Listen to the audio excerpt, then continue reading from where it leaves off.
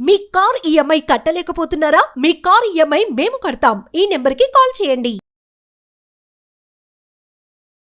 నమస్తే అమ్మా. నమస్తే సంగీత. అమ్మ, ఈ రోజుల్లో అమ్మాయిల పైన అఘాయిత్యాలు జరుగుతున్నాయని మనం రోజు టీవీలలో చూస్తున్నాం, పేపర్లలో చూస్తున్నాం. ఇవన్నీ ఎందుకని జరుగుతున్నాయి అంటే అబ్బాయిల మైండ్ సెట్ ఎందుకని అట్లా తయారవడానికి ప్రధానమైన కారణాలు ఏమై ఉంటాయి? ఒకప్పుడు ఇప్పుడు ఉందో లేదో తెలీదు, ఉందేమో. స్కూళ్ళల్లో ఒక ప్రార్థన, ఒక ప్రతిజ్ఞ అని ఉండేది. All Indians are my brothers and sisters అని ఉండేది. అంటే భారతీయులందరూ నా సహోదరులు, భారతదేశంలో ఉన్న వాళ్ళందరూ కూడా నా అక్క చెల్లెళ్ళ అన్న భావన వాళ్ళలో ఉండాలని ఆ ప్రతిజ్ఞ పెట్టారు. ఎంతమందిలో ఉంటుంది అది? ఈ ప్రతిజ్ఞ ఉద్దేశం ఏంటంటే దేశంలో ఉన్నటువంటి వాళ్ళందరూ కూడా సోదర భావంతో ఉండాలి, సోదరుల భావంతో ఉండాలి. అది ఎలిమెంటరీ స్కూలు, హై స్కూల్ నుంచే లవ్ లెటర్స్ మొదలవుతున్నాయి కదా. మీరు కాలేజీకి వెళ్ళేదాకా ఎక్కడ ఉంటున్నాయి. సో అంచేత నేను ఫస్ట్ ఎలిమెంటరీ స్కూల్లో ఉద్యోగం చేశాను రావులపాలెంలో. అప్పుడు 3వ క్లాస్ అబ్బాయి, నువ్వు నిజంగా చెప్తున్నాను ఇది, అది నేను కళ్ళతో చూసింది. 3వ క్లాస్ అబ్బాయి 4వ క్లాస్ అమ్మాయికి ఒక లవ్ లెటర్ రాశాడు. రాసి వాడు ఫ్రెండ్కి ఇచ్చి పంపించాడు. అప్పుడే ఆ రోజుల్లో, ఎప్పుడు 1983లో చెప్తున్నాయి. కాగితం లాక్కొని వాడిని 2 తిట్టి ఏం రాశాడని చూస్తే వాడికి ఆలే రావు. వాడు ఏం రాస్తాడు లవ్ లెటరు? దాంట్లో ఏదో 2 పిచ్చి గీతలు పెట్టాడు, ఏదో 2 గీసాడు. ఏం రాయలేదు వాడికి, రాతే రాదా ఆలే రావు సరిగా. ఏం రాయలేదు, నేను నిన్ను ప్రేమిస్తున్నానని వాడు రాయలేదు. ఏం రాయాలో కూడా తెలియదు ఆ ఏజ్కి బహుశా. కానీ ఆ అమ్మాయిని చూసి వాడికి ఇష్టమైంది, రాయాలని మాత్రం అర్థమైంది. సినిమాల్లో చూస్తుంటారు కదా, రాశాను ప్రేమ లేఖ నేను అని పాటలు. అంచేత అది రాయాలనిపించి వాడు ఏదో రాసి వాడి ఫ్రెండ్కి ఇచ్చి పంపించాడు. అది లాక్కొని చూస్తే ఇది. దీనికి కారణం ఏంటి? అసలు రాయాలనే భావన వాడిలో ఎందుకు కలిగింది? ఇప్పటి సినిమాలు. అది 83 సంఘటన చెప్తున్నా నేను. ఇప్పుడు 2003, 2004 వెళ్ళి 2005కి వచ్చాం. ఈ 25-30 ఏళ్లలో సమాజం ఎంత మారిపోయింది. ముఖ్యంగా ఈ టీవీలు, ఫోన్లలో ఎన్ని అశ్లీలకరమైన దృశ్యాలు, ఎన్ని ప్యాకేజీలు, ఎన్ని అడ్వర్టైజ్మెంట్లు ఉంటున్నాయో చెప్పలేము. నాకు తోడునడా పేరు మీద యూట్యూబ్లో ఒక ఛానల్ ఉంది. ఆ ఛానల్లో మరి ఎలా పెడతారో తెలీదు, కొంతమంది పెడతారు ఆడవాళ్ళది. నా వయసు 45, నన్ను సంతృప్తి పరిచే మగాడు కావాలి. రియల్లీ ఈసారి వస్తే మీకు పంపిస్తాను. చూసావా అలాంటివి ఎప్పుడైనా? చూసానమ్మా. అదే ఎలా వస్తున్నాయి అసలు? అమ్మాయి ఫోటో ఉంటుంది, మనిషి ఉంటుంది, వీళ్ళెవరు ప్రాస్టిట్యూట్సా, ఫ్యామిలీ వాళ్ళ? అసలు ఎలా వస్తున్నాయి అవి? ఇలాంటి భయంకరమైనటువంటి మెసేజ్లతో ఎలా పెడుతున్నారో నాకు అర్థం కాదు. విత్ నెంబర్ కాంటాక్ట్ నెంబర్ ఇస్తారు. ఎలా పెడుతున్నారు వీళ్ళు? దీన్ని చూసి ఎవడైనా కాల్ చేయొచ్చు కదా. కాల్ చేస్తే నువ్వు వాడి ఆ నైట్కి బుక్ చేసుకుంటావా? అదే అర్థం కాదు నాకు ఇప్పటికీ. అది మా దాంట్లో ఎలా వస్తున్నాయి? అది ఇప్పటికీ అర్థం కాని ప్రశ్న అది. సరే, అలాగా ఈ ఫోన్లలో కానీ సినిమాల్లో కానీ రేప్ సీన్ చూపిస్తారు. సినిమాలో ఎంత క్లియర్గా చూపిస్తారు. అంతకు మించి ఈ యాప్స్లో సినిమాలు వస్తాయి కదా, నెట్ఫ్లిక్స్ వాటిలో మొత్తం అంతా చూపిస్తారు. దాదాపు మొత్తం అంతా చూపిస్తారు. అలాంటివి చూసినప్పుడు సహజంగా వయసులో ఉన్న పిల్లలు ఏమవుతారు? టెంప్ట్ అవుతారు కదా. వాళ్ళని మనం ఎటువైపుకి తీసుకెళ్తున్నాం అంటే వాళ్ళ ధోరణి మారుస్తున్నాం కదా. వాడు ఏదో పుస్తకం చదువుకుందామన్న వాడు ఇది చూస్తే వాడు ఫ్రెండ్ చూసినా వీడికి పంపిస్తాడు, ఒరే ఇది చూడరా బాగుంది అని. వీడు వెంటనే చూస్తాడు. అంచేత దీనికి సగం కారణం ఈ అశ్లీలకరమైనటువంటి దృశ్యాలు ఈ యాప్ల్లో కానీ ఫోన్లో కానీ సినిమాల్లో కానీ చూపించడం.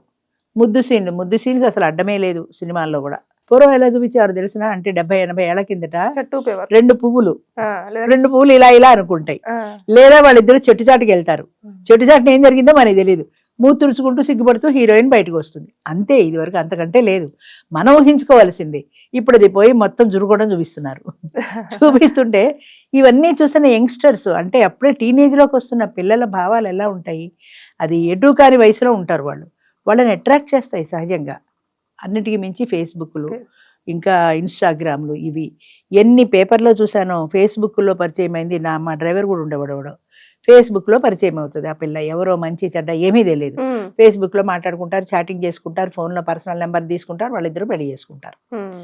ఫేస్బుక్ పరిచయంతో అక్కడతోటే ఆ అమ్మాయిని చూసే పెళ్లి చేసుకుంటాడు. అమ్మాయి ఫ్యామిలీతో వీడికి సంబంధం లేదు, దానికి వీడితో సంబంధం లేదు. పెళ్ళైన దగ్గర నుంచి కొట్టుకు తెస్తారు. పడదు కదా, అంతే. అక్కడి నుంచి మొదలు. మరి ఇక్కడ తల్లిదండ్రుల పాత్ర నథింగ్. వాళ్ళకి తెలిసి కొంత తెలియ కొంతమంది చెప్తారు, కొంతమంది అసలు చెప్పరు కూడా.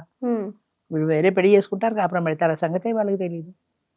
అలా కొంతమంది ఫేస్బుక్ పరిచయాలు, ఇన్స్టాగ్రామ్ పరిచయాలు. అసలు ఈ దరిద్రపు ఫేస్బుక్ ఎందుకు అనిపిస్తుంది నాకు. ఇందులో అబ్బాయిలు అమ్మాయిలు తప్ప నా వయసు వాళ్ళు ఎంతమంది ఉన్నారు చెప్పు? అందులో ఉండరు. ఎందుకని ఆ ఏజ్ అట్రాక్షన్, ప్రేమ వేరు, ఇన్ఫాక్చుయేషన్ వేరు, అట్రాక్షన్ వేరుకి ఆ వయసులో ఉన్న వాళ్ళని, క్రూపిగా ఉన్న వాళ్ళని ప్రేమించిన వాడిని ఒక్కడిని చెప్పు నాకు. లేదు. ఎవ్వడూ లేడు సృష్టిలో. అంటే అందంగా ఉన్నదాన్ని ప్రేమిస్తున్నావు అంటే నువ్వు అందాన్ని ప్రేమిస్తున్నావు, ఆ వ్యక్తి మనసుని ప్రేమించట్లా, ఆ అమ్మాయి స్వభావాల్ని భావాల్ని ప్రేమించట్లా. అందం ఒకటే నీకు ముఖ్యం ముఖ్యం. అంతే. అందాన్ని చూసి ప్రేమిస్తారు, పడిపోతారు ఇందులో. అక్కడి నుంచి ఎవరి దారి వాళ్ళదే, మళ్ళీ కొట్టుకుంటారు, విడిపోతారు. ఎందుకు ఈ ప్రేమలో అంటే బాగుంది, అప్పట్లో వాళ్ళకి అదే ప్రపంచం. అంటే మరి ఇప్పుడు ఎలాంటి పాయింట్స్ చెప్పాలంటారు ఇప్పుడు ఉన్న పిల్లలకి పాఠ్యాంశాలు స్కూల్లో టీచర్ పాఠం చెప్పేటప్పుడు, ఇప్పుడు శివాజీ కథ ఉంది, శివాజీ కథలో మనం విన్నాం, ఆవిడ భారత భాగవతాలు రామాయణాలు అందులో ఉండే వీరుల కథలు చెప్పి శివాజీని వీరుడిగా తీర్చిదిద్దింది అని. అంచేత మనం చిన్న చిన్న పిల్లలుగా ఉన్నప్పుడు వాళ్ళ మనసులో మనం వాళ్ళకి నాటాల్సింది ఏంటంటే ఈ సోదర భావం ఉండాలి, పరస్త్రీని మనం ఆశించకూడదు, సహాయం చేసే గుణం ఉండాలి, ఇలాంటి మంచి లక్షణాలు ఏవో చెప్పాలి. అసలు పేరెంట్స్కి ఖాళీ ఎక్కడుంది ఇలాంటి మంచి లక్షణాలు చెప్పడానికి? స్కూల్లో టీచర్ చెప్పాలి. స్కూల్లో టీచర్ వాళ్ళ సిలబస్ వాళ్ళది కానీ ఇలాంటివి ఎవరు చెప్పరు, చెప్పినా వినరు. అంచేత వాతావరణమే మారిపోయింది. స్కూల్లో టీచర్లు, ఇంట్లో పేరెంట్స్, పిల్లల పట్ల ప్రత్యేక శ్రద్ధ, ఇండివిజువల్ అటెన్షన్ ఉండాలి. టీచర్స్లో కూడా 40 మంది పిల్లలు నీ క్లాస్లో ఉంటే వాడు పాఠం విన్నారా లేదా, బాగా రాశారా లేదా కాదు, ఇండివిజువల్ అటెన్షన్. అంటే నువ్వు పాఠం చెప్పేప్పుడు వాడు శ్రద్ధగా వింటున్నాడా, అమ్మ నాన్న ఆట ఆడుకుంటున్నాడా స్కూల్లో, వాడు ఏం చేస్తున్నాడు అనే విషయం తెలుసుకోవాలి. కుర్చీలో కూర్చొని చదువుతారు పాఠం పుస్తకం. కుర్చీలో కూర్చుంటే లాస్ట్ బెంచ్లో వాడు నీకు ఏం తెలుస్తుంది?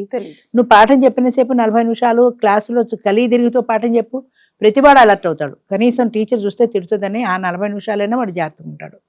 అలా ఎవడు పూర్గా ఉన్నాడు చదువులో, ఎవడు వెనకబడ్డాడు వాడిని పిలిచి వాడు పర్సనల్ అడుగు, నువ్వు వాడు ఎందుకు చదువులో వెనకబడుతున్నావు, నువ్వు ఫ్యామిలీ హిస్టరీ ఏంటి, నీకు ఏమిటి ప్రాబ్లము అని పర్సనల్ అటెన్షన్ తీసుకుని వాళ్ళకి కొంచెం జాగ్రత్తగా చేయగలిగితే పిల్లలు మంచిగా అవుతారు. ఒక మైనపు ముద్దలాంటి వాళ్ళు. మనం ఏ ఆకారం తీసుకొస్తే ఆ ఆకారంలోనే వస్తారు వాళ్ళు. అది ఏమీ తెలియకుండా వాళ్ళని ఫ్రీగా వదిలేసాము. 10th క్లాస్ నుంచే వాడికి ఫేస్బుక్లు ఉంటాయి, చాటింగ్లు ఉంటాయి, మా డ్రైవర్లు ఉంటారు, ఆ బయట కూర్చుంటారు, కిందకి వెడితే ప్రతి డ్రైవర్ చేతిలోనూ ఒక ఫోన్ ఉంటుంది. అది కూడా స్మార్ట్ ఫోన్ ఉంటుంది. చిన్న ఫోన్లు ఎవరో ఎప్పుడో మానేశారు, 5000 ఫోన్లు ఎవరో తీసుకోవట్లా. స్మార్ట్ ఫోన్లో వీడు ఏం చూస్తుంటాడు, కారులో కూర్చుంటాడు, తలుపులన్నీ వేసేసుకుంటాడు. ఎందుకురా గాలి ఆడకుండా కారులో బయట కూర్చోమంటే వాడు చూసేవి సీక్రెట్వి, అందుకని అందరూ చూడకూడదు కదా, కారులో తలుపు వేసి కూర్చొని చూస్తుంటారు. అంటే ఇవన్నీ దేనికి దారి తీస్తున్నాయి? విశృంఖలత్వానికి దారి తీస్తున్నాయి. అదేమిటో తెలుసుకోవాలి. ఎలా ఉంటుందో తెలుసుకోవాలి. సుడిగుండాలని చాలా పాతకాలంలో ఎన్టీ రామారావును ఆరుద్ర ఆత్రేయ ఎవరో ఇద్దరు కలిసి సినిమా తీశారు. అందులో ఒక డిటెక్టివ్ నవలలో ఒక పిల్లవాడిని నీళ్లలో ముంచి హత్య చేస్తారు. ఒక డిటెక్టివ్ నవల అది. ఆ నవల చదివిన టీనేజ్ పిల్లలు హత్య చేస్తే ఎలా ఉంటుంది, ఆ ఫీలింగ్ ఎలా ఉంటుంది అనే ఉద్దేశంతో ఈ అక్కినే నాగేశ్వరరావు కొడుకుని తీసుకెళ్లి కిడ్నాప్ చేసి వాడిని నీళ్ళల్లో ముంచేసి చంపేశారు. కారణం ఏం లేదు, కేవలం అందులో చదివిన దాంట్లో అది ఎలా ఉంటుంది అనే క్యూరియాసిటీ.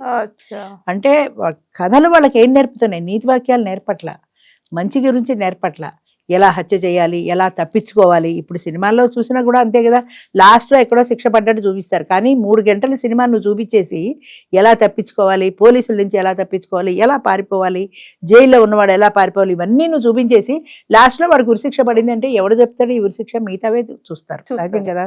అంచేత మంచిని ఎవరు మెసేజ్ పెట్టట్లేదు, మంచి కావాలని ఎవరూ చెప్పట్లా. చిన్నప్పుడు పేరెంట్స్ చెప్పట్లా, స్కూల్లో టీచర్స్ చెప్పట్లా, కాలేజీలో లెక్చరర్స్ చెప్పట్లా, ఇక వీడి ఫ్రెండ్స్ అందరూ ఇలాంటి వాతావరణం ఉన్న ఫ్రెండ్సే కలుస్తారు అందరూ. ఒరే అందులో ఫేస్బుక్లో ఇది వచ్చింది చూసావా, ట్విట్టర్లో ఇది వచ్చింది చూసావా అంటే అవి చూసుకుంటూ ఆనందిస్తారు తప్ప ఇది తప్పు అని మందలించే వాళ్ళు లేరు. అంచేత యంగ్ జనరేషన్ పాడైపోతుందంటే దానికి కారణం పేరెంట్స్, దానికి కారణం వాడి టీచర్స్, వాడి ఫ్రెండ్స్. మన వాళ్ళు చెప్తారు ఫ్రెండ్ని చూసి వీడు ఎలాంటి వాడో మనం ఈజీగా కనిపెట్టచ్చు అంటే, ఫ్రెండ్ అలాంటి లక్షణాలు ఉంటే వాడితో స్నేహం చేసిన వాడికి అలాంటి లక్షణాలే ఉంటాయి. అందుకని వాతావరణంలో అసలు సిస్టంలోనే మార్పు రావాలి. అది మన వల్ల కాని పని, కానీ పేరెంట్స్కి తెలియాలి నా పిల్లాడు ఇలాంటి తప్పుడు పని చేయకూడదు, అలాంటిది పేపర్లో పడిందంటే వాడు పెద్ద పెద్ద కళ్ళు వేసుకుని చూసి చదివి ఎలా ఉంటుంది అని వీడు కూడా ట్రై చేస్తాడు. అంచేత అలాంటిది చూస్తే వాడి కళ్ళ పడితే తప్పు నాన్న, అలాంటి పని చేయకూడదు మనం, అది చాలా పాపం, మహాపాపం, తప్పో రైటో నువ్వేం చెప్పు, అది తప్పు, అలాంటి పని చేయకూడదు అన్న భావన పిల్లల్లో కలగాలి. అది కలగటం లేదు ఎక్కడ. అది కలగడానికి తగిన వాతావరణం ఇంట్లోనూ లేదు, బయట లేదు. అమ్మ నాన్న రూమ్ వేరు, నెలల పిల్లల నుంచే రూమ్ వేరు. ఇది వరకు 5-6 ఏళ్ళు వచ్చేదాకా తల్లి పక్కలోనే పడుకున్నాం పిల్లలు. ఇప్పుడు వేరు కదా, నెలల పిల్లలు కూడా పాల బాటిల్ ఇచ్చి వేరే పంపిస్తున్నారు. ఇవన్నీ మనకి ఏం నేర్పుతున్నాయి? మీ ప్రైవసీ మీకు కావాలి. కానీ ఆ పిల్లాడు అమ్మ అమ్మ అని ఏడుస్తాడు కదా, ఏడిస్తే మీరు ఇందులోనో చూసి వెళ్తారు. కానీ ఏడ్చిన తర్వాత కదా మీరు ఎడతారు. అసలు ఆ భావన ఎందుకు రావాలి వాడికి? ఆ సెక్యూరిటీ ఫీలింగ్ ఎందుకు ఉండకూడదు? అమ్మ పక్కన నేను పడుకున్నాను, అమ్మ ఉంది నాకు అన్న భావన వాళ్ళు పోయింది కదా. ఒకలాంటి ఇన్సెక్యూరిటీతో పెరుగుతారు పిల్లలు.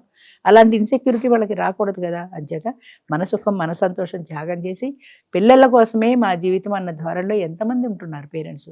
వాళ్ళు టీవీ చూస్తుంటారు, నువ్వు పోయి చదువుకోరా అంటే ఆ పిల్లాడు ఎందుకు చదువుకుంటాడు? మనం టీవీ చూస్తున్నాం, మరి వాడి మనసు టీవీ మీదే ఉంటుంది కదా. అంచేత వాడు సెల్ ఫోన్ చూసుకుంటాడు, నువ్వు టీవీ చూస్తే వాడు సెల్ ఫోన్ చూసుకుంటాడు. ఇక్కడ ఫోన్ కట్టేసుకుని పిల్లలకి అన్నాలు పెడతారు. సంవత్సరం లోపు పిల్లలకి, నెలల పిల్లలకి. మా వాళ్ళు టీవీ లేదే ఫోన్ లేదే భోజనం చేయరండి. నెల పిల్లాడికి 6 నెలల పిల్లాడికి 8 నెలల పిల్లాడికి అసలు ఫోన్ అనే వస్తువు ఉంది అని ఎలా తెలుసు? వాడు ఎప్పుడో ఏడిస్తే నువ్వు ఫోన్ ఇచ్చావు. అంచేత అది ఆడుకుని వాడికి అలవాటు అయిపోయింది. వాడికి ఎడిట్ చేసింది మనమే. అది లేదే వాడు భోజనం చేయడు అని మనమే చెప్తున్నాం. వాడికి నువ్వే ఎడిట్ చేసి అది లేకపోతే అసలు మనకే పిచ్చెక్కిపోయినట్టు అయిపోతుంది. కనిపించకపోయేసరికి పిల్లలు కూడా ఏడుస్తారు. ఫోన్ చేతిలో పెట్టేదాకా పిల్లడు కూడా ఊరుకోడు. మనమే వాళ్ళకి అలవాటు చేస్తున్నాం, మనమే ఈ బిహేవియర్ అలవాటు చేస్తున్నాం, మనమే ఫేస్బుక్లో అలవాటు చేస్తున్నాం. నువ్వు ఫోన్ ఇవ్వకపోతే వాడికి ఫేస్బుక్ ఎక్కడిది? ఎలా చాటింగ్ చేస్తాడు? అంచేత ఇవన్నీ కావాలి అంటే మగపిల్లలు ముందు, ఆడపిల్లలు రేపులు అవి ఇవి అంటున్నారు కానీ అంతకు మించి మగపిల్లవాడికి ఎక్కువ క్రమశిక్షణ కావాలి. పరాయి ఆడదాన్ని చూసి టెంప్ట్ అయ్యే ఫీలింగ్ మగవాడికి ఉండకూడదు. ఆడదాన్ని చూడగానే వీడికి ఇదే భావన రాకూడదు. ఎంతసేపటికి వాడి మైండ్లో ఇదొకటే భావన. ఈ భావన కాక వేరే భావన రాదు. ఆల్ ఇండియన్స్ అని మా బ్రదర్స్ అండ్ సిస్టర్స్ అన్నమాట వాడికి గుర్తు రాదు. అంచేత ఇది గుర్తు రావాలి తప్ప ఈ భావన గుర్తు రాకూడదు. ఇది ఒక ఆడది, దీన్ని నేను ఉపయోగించుకోవచ్చు. ఒక సెంటెన్స్ కూడా అంటారు కదా మేడం అందులో, all Indians are my brothers and sister except 1 person. అదే ఎక్సెప్ట్ హండ్రెడ్స్ థౌజండ్స్. ఇప్పుడు ప్రతి ఆడది వాడికి అవకాశమే. ఎక్సెప్ట్ 1 అన్న క్వశ్చనే లేదు. ఇప్పుడు ఆడది అంటే చాలు. గాంధీ గారు చెప్పాడని చెప్తారు మన వాళ్ళు. ఒక ఆడది అర్ధరాత్రి ఒంటరిగా ఎప్పుడైతే నిర్భయంగా రోడ్డు మీదకి రాగలిగిందో అప్పుడే దేశానికి నిజమైన స్వతంత్రం అని. ఇప్పుడు 10-11 దాటితే రోడ్డు మీద ఆడది వెళ్ళే పరిస్థితి ఎక్కడుంది? ఆఖరికి క్యాబ్ బుక్ చేసుకున్నా క్యాబ్లో కూడా భయమే, క్యాబ్ డ్రైవర్ అలాంటి వాడు అని. అంచేత అలాంటి పరిస్థితి లేదు. అందుకే గాంధీ గారు ఆ రోజుల్లో అలా చెప్పాడు. ఆడది నిజంగా నిర్భయంగా ఎప్పుడైతే రోడ్డు మీదకి రాగలుగుతుందో ఆ రోజు మనకి నిజంగా స్వతంత్రం వచ్చినట్టు అని. అంటే ఒక ఆడదాన్ని చూసి ఇలాంటి వికార భావాలు లేకుండా మగవాడు ఉండగలగాలి. అలాంటి ప్రపంచం కావాలి. ఎక్కడుంది? లేదు, రాదు కూడా. థ్యాంక్ యూ అమ్మా. Thank you.